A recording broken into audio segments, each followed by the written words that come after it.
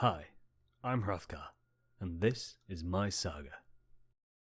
In today's story,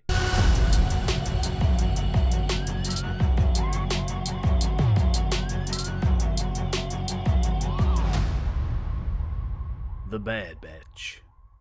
Well, it's finally occurred. The Bad Batch Season 2 trailer has dropped and it looks to be a banger.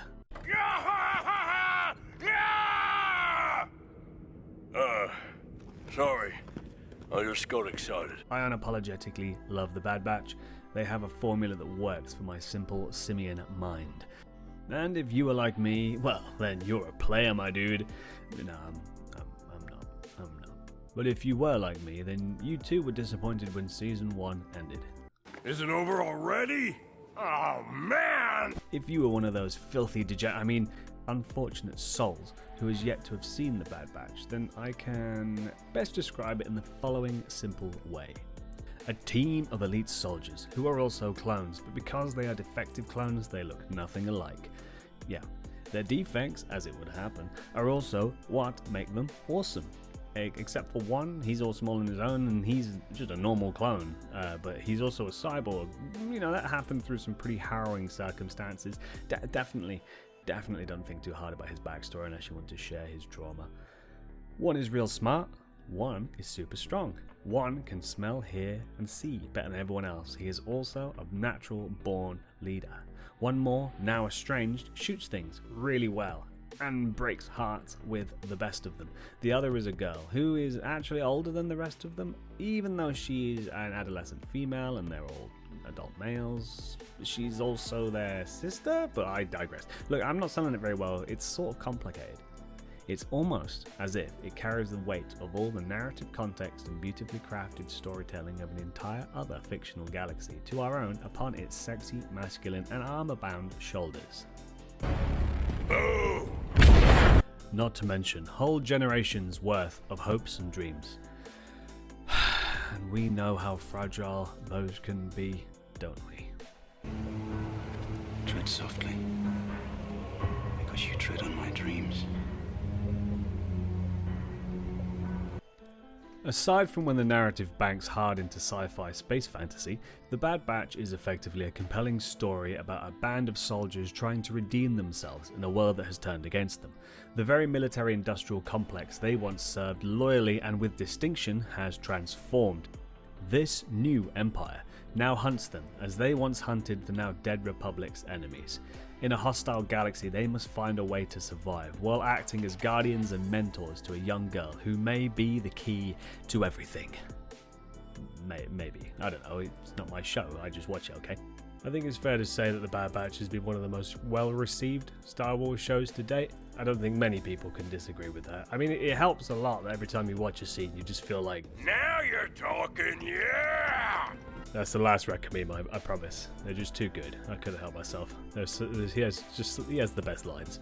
The Bad Batch stands out for me because it follows a very simple premise, and that premise is it is infinitely appealing to watch badasses do badass things. And you have a whole team of badasses, and they are training a new badass to be a part of them. And I mean, this show has been something that I have not watched at any point and gone, that's dumb. I don't like that. Or, hey, that wasn't canon. Because it's new content, because they can do more or less what they want with it, that's cool, but it can go awry because sometimes they come up with dumb ideas and they do stuff for, inflate a certain artist's ego or give someone the reins who really shouldn't have them. And unfortunately, we have seen a fair amount of new Star Wars content that has fallen victim to that. But there's something about watching these almost naive soldiers of fortune trying to forge their way in the galaxy. You know, they were raised into a certain military-industrial complex culture in a time of war. They only exist because of the war they were fighting, and now the very organization, the very society that raised them is now turned against them and treats them as traitors. So now they have to try and forge their way in the universe using what they know and their experiences today, and their experiences have been just war. And to boot, they're trying to raise a young kid, you know, who arguably knows more than they do about the state of affairs, but has the childish innocence of a younger person.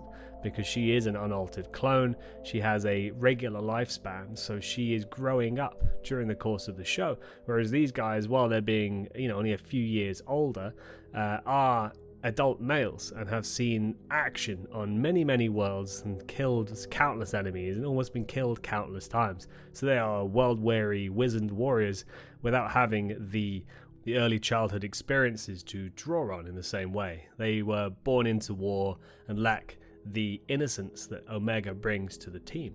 Obviously in the new trailer we see that Omega's gotten a lot better with her weird laser crossbow thing, which is cool to see, and hopefully now she can get in on the gunfight and action as we were all hoping would happen in the last series. Maybe Hunter will now let her off the leash a little bit.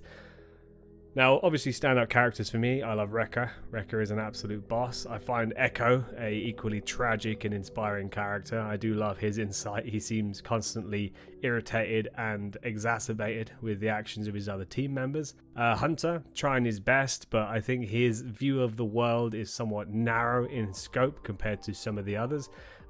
Tech just knows everything, and he's such a sassy git that he won't tell everyone else what's going on. So, he knows more than he's letting on, and I do like the fact that they've included essentially a tech nerd as his superpower. I think that's brilliant that they've managed to play that off. And can we just sort of draw attention to the fact that Wrecker has basically Warhammer 40k Primarch level strength? I mean, the guy stopped a frickin' spider walker with his bare hands and tipped 2 of them over.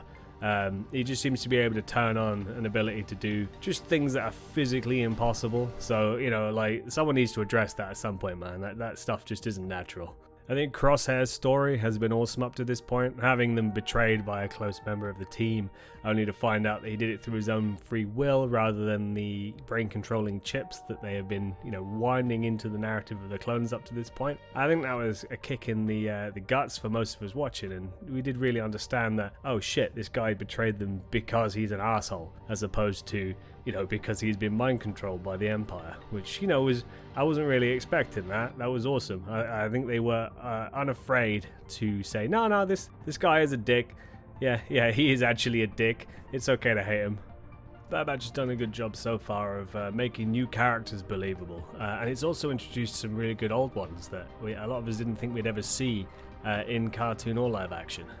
It's had such a rich background lore as well. It's managed to explore places that you don't normally come across. And a personal favourite for me, being a massive fan of the Republic Commandos game, was seeing Scorch reintroduced into canon. And we just see a little bit of him in the new trailer. We hope that we will see more of him. And seeing the rest of the Republic Commando Squad Delta would be awesome. Especially Sev, lost but not forgotten. He's got to be out there somewhere. Please bring him back. Please, for fuck's sake, bring that guy back. To summarize then, The Bad Batch is a show about badasses doing badass things. And of course, Wrecker is the best character. If you disagree, I'll fight you. If you are a fan, I hope you agree with me. Pop a like, a comment, subscribe if you fancy it. I don't really care. No one's going to see this video, so don't worry about it. But if you do happen to like it, share it around. I'd appreciate that. That'd be nice. This is the happiest day of my life. Apologies if I seem a bit brain dead today. I'm currently trying to record this on one of the hottest days ever recorded in England, and quite honestly, I am more sweat than man, and I think my brain may be melting. But with that being said, I have been Hrothgar. That's all the tales I have for today. Stay safe on the path.